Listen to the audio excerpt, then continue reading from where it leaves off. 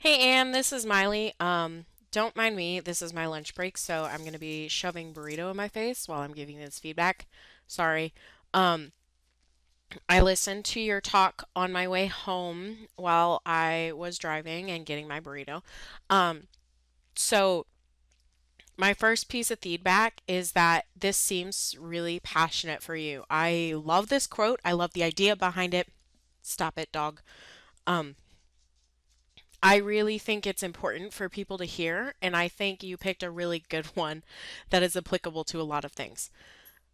I also think that the storytelling could be a little bit more effective. It felt like to me while I was listening to you in the car that it was like losing momentum. And I think some of that is due to it being very raw and not polished yet. I think also some of it is also due to like just a little bit of disjunct in your storytelling. So I would recommend think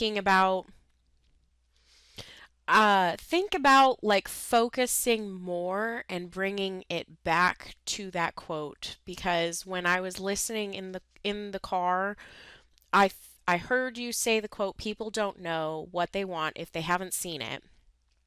I heard you say that.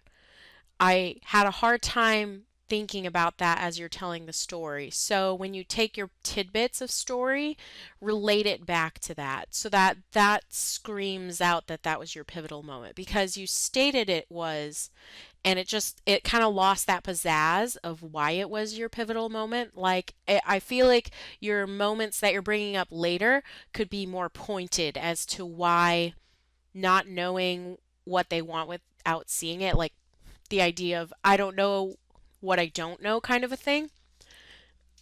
So bring it back to that in your story pieces. So when you talk about IT 500, why does it matter in that story piece? That quote.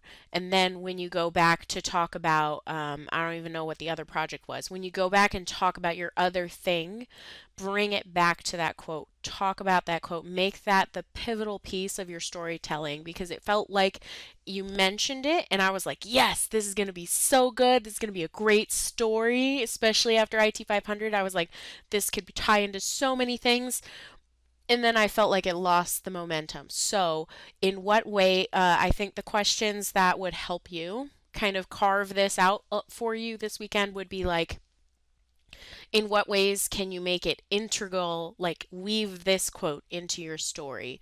What about your IT 430 project screams out this quote? What about this quote brings out an important part of this project or this experience?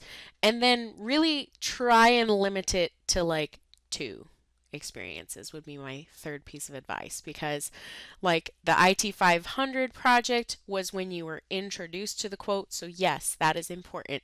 And then when you're talking about the next project, it was not very memorable, which is why I'm struggling to remember it right now. Make it more memorable, more integral. And then when you circle back around to the why does this matter? Why does this quote matter? Because you can learn anything and you can use that to keep going, keep trying kind of a thing. That will then have more of the punch, the impact that I think you're looking for. You've done a great job.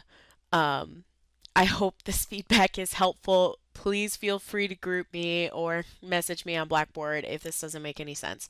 And I'll try and give you some more pointed feedback, okay? You got it, Anne. Go rock it on Monday.